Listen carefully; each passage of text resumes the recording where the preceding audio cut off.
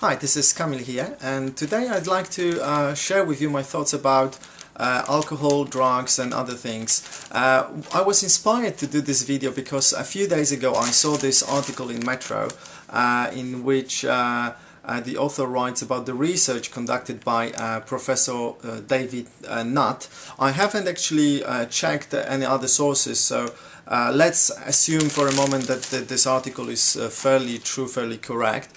So according to this article, this Professor David Nutt concluded that alcohol is much more harmful in general than heroin or crack. The criteria he used was how the drug was not only destructive for one person but for the whole society as well. So addictiveness, I don't know, damage to the body, and then many other things were included in the research.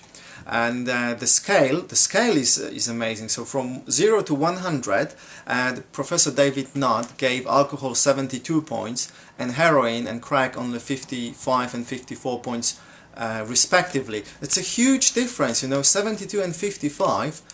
And alcohol is legal and heroin is completely illegal.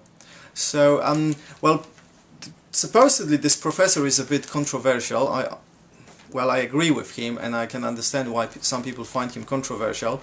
Probably they cannot handle the truth, and the previous government, according to this article, sacked him. Well, what are your thoughts and feelings? Because I think that it's correct, because alcohol is prevailing and it's causing massive damage to families, to people's health, and it's still legal. And I think it's an obvious lie that, certain things like marijuana, which is natural plant, it's a plant, it grows, and it's been classified as, I think it was class B, then it was downgraded to class C, which makes more sense to me, and then I think it was upgraded again to class B, while alcohol is still legal, tobacco is still legal. It just, for me, it just completely doesn't make sense. We know that people die from tobacco, and people have, lots of problems because of tobacco, so lots of diseases, lung cancers, problems with heart, many others, obviously. And people have lots of problems with alcohol. Societies, because of that, suffer a lot, but they are legal. Why? I don't know, it seems like because some people who are from the tobacco industry and alcohol industry have interest in this, and they lobby the politicians, the governments, to pass the laws and research. On top of that, they sponsor research to show to people that actually it's not that bad. Alcohol is okay, tobacco is okay, it's the drugs, so the things that we call drugs, are bad. If marijuana was legal, I'm sure we wouldn't call it a drug. We would call it, just, I don't know, marijuana, green stuff, the nice thing. Why we don't call a tobacco a drug?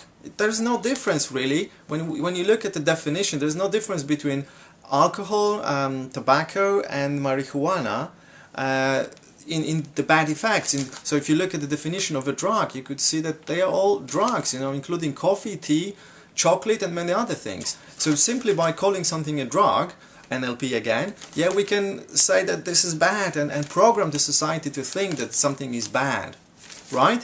So what are your thoughts and feelings about this? Because I feel that we really should change the system, because it's not right in a way. I mean, nothing is right or wrong, but it's simply a lie, and I don't want to live in a lie, in a society that lives in a lie either. And all over the world we have examples where there is a lie everywhere, in all the systems, and people either pretend that they are not interested or they really don't care about this because it works for them somehow. And I cannot understand that, and I don't know why people actually agree to that, either openly or tacitly, doesn't matter, but they agree to that.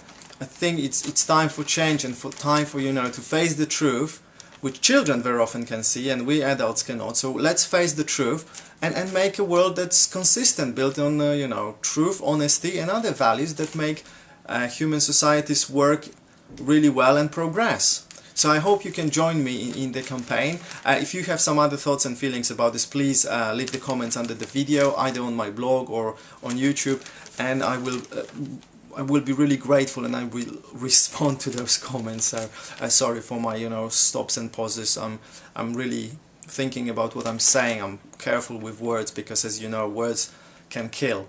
So many thanks for listening, and I hope to see you in the next video.